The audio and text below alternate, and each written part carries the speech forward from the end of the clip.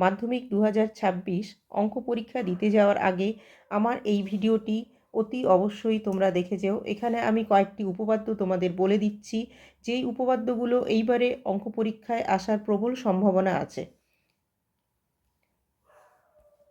প্রথম যে উপপাদ্যটা আমরা স্ক্রিনে দেখতে পাচ্ছি সেটি কি?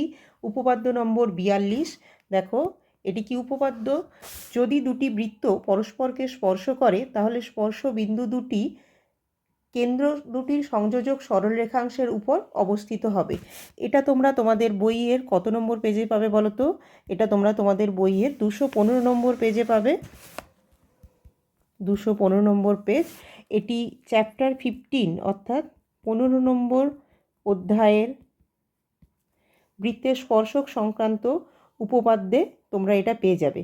এই উপপাদ্যটা এবছর পরীক্ষার জন্য ভীষণ রকমের ইম্পর্টেন্ট। তাহলে নেক্সট দেখি কোন উপপাদ্যটা আমাদের এবারে পরীক্ষার জন্য ইম্পর্টেন্ট। উপপাদ্য নম্বর 48। এই উপপাদ্যটা তোমরা পাবে পেজ নাম্বার 255 255 পেজে, এবং এটি সদৃশতা চ্যাপ্টারের একটি উপপাদ্য। এটি অর্থাৎ এখানে এটা তোমাদের বইতে 18 নম্বর চ্যাপ্টার 18-এ পাবে। এটা কি উপপাদ্য? এই উপপাদ্য 48টা আমি একবার বলে দিই। যে কোনো সমকোণী ত্রিভুজের সমকৌণিক বিন্দু থেকে অতিভুজের উপর লম্ব অঙ্কন করলে ওই লম্বের উভয় পার্শ্বস্থিত ত্রিভুজদ্বয় সদৃশ এবং ত্রিভুজগুলির প্রত্যেকে মূল ত্রিভুজের সঙ্গে সদৃশ। এটাও ভীষণ রকমের ইম্পর্টেন্ট উপপাদ্য। নেক্সট আরেকটা উপপাদ্য আমি বলবো, যেটা এবছর পরীক্ষায় তোমাদের করে যেতেই হবে। সেটা হচ্ছে উপপাদ্য নম্বর 32। এই 32 নম্বর উপপাদ্য তোমরা হচ্ছে কত নম্বর পেজে পাবে? তোমরা পাবে পেজ নাম্বার 59। অর্থাৎ তোমাদের যে 3 নম্বর চ্যাপ্টার আছে বইতে, 3 নম্বর চ্যাপ্টারের বৃত্ত সম্পর্কিত উপপাদ্যের মধ্যে এই উপপাদ্য 32 পাবে। সেখানে এই উপপাদ্যটা তোমরা অবশ্যই করে যেও।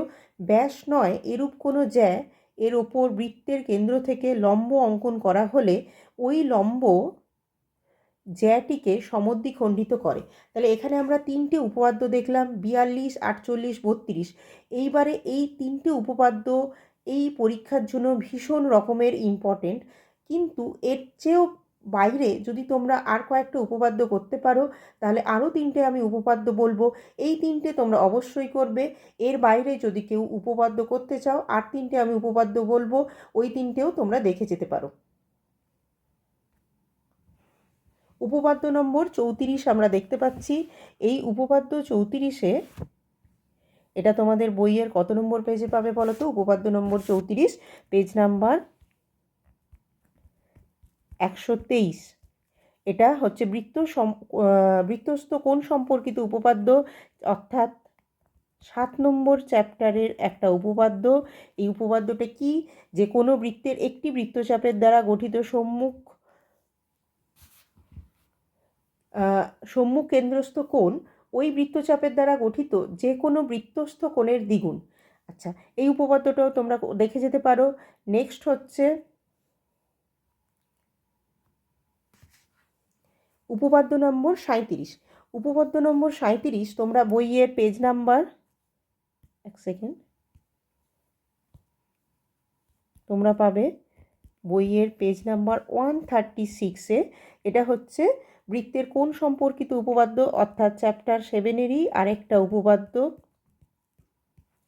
আচ্ছা, অর্ধবৃত্তস্থ কোণ সমকোণ, এই প্রমাণটাও তোমরা কিন্তু দেখে যাবে।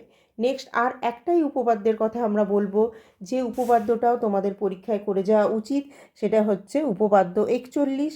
এই 41 নম্বর উপপাদ্য হচ্ছে আমরা দেখব যে বইয়ের তোমাদের যে পাঠ্য বই, সেই পাঠ্য বইয়ের কত নম্বর পেজে আছে? 211 নম্বর পেজে আছে। এটা পেজ নাম্বার 211। এটি হচ্ছে বৃত্তের স্পর্শক সংক্রান্ত উপপাদ্য, অর্থাৎ চ্যাপ্টার 15-এর একটা উপপাদ্য। চ্যাপ্টার 15-এর একটা উপপাদ্য। তাহলে এইখানে আমরা দেখতে পাচ্ছি যে আমি প্রথমে কোন উপপাদ্যগুলো বললাম দেখো, 42, 48, 32। এই 3টে উপপাদ্য আমরা কেউ ছাড়বো না, অতি অবশ্যই সবাই করে যাব, কারণ এই 3টে উপপাদ্য এবছরের জন্য ভীষণ রকমের ইম্পর্টেন্ট। নেক্সট যদি আমরা সুযোগ পাই, যদি আমরা এর চেয়ে আরেকটু বেশি করতে পারি, তাহলে অবশ্যই 34, 37 এবং 41 এই 3টে উপপাদ্য সঙ্গে দেখে যাব। এই 6টা উপপাদ্য এবছরের জন্য ভীষণ রকমের ইম্পর্টেন্ট। তাহলে হচ্ছে এই উপপাদ্যগুলো যদি আমরা করি পরীক্ষায় কিন্তু আমরা উপপাদ্য অবশ্যই কমন পেতে চলেছি।